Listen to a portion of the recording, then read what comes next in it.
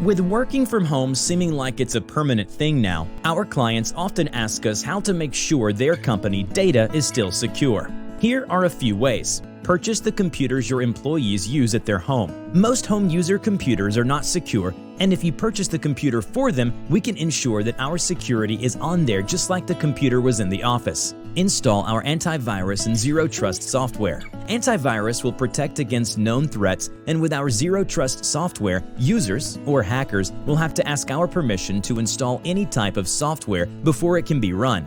Turn on multi-factor authentication. Most people are using web-hosted email and files. Even with the best security software installed, a user could be phished and convinced to give up their password. With two-step authentication, the hacker would have to know the password and be able to access the user's cell phone to get into your data.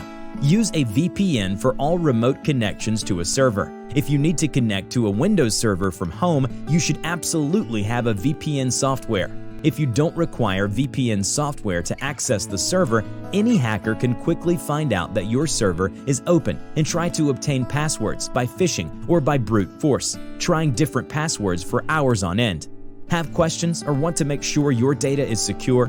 Give us a call at 215-600-0349.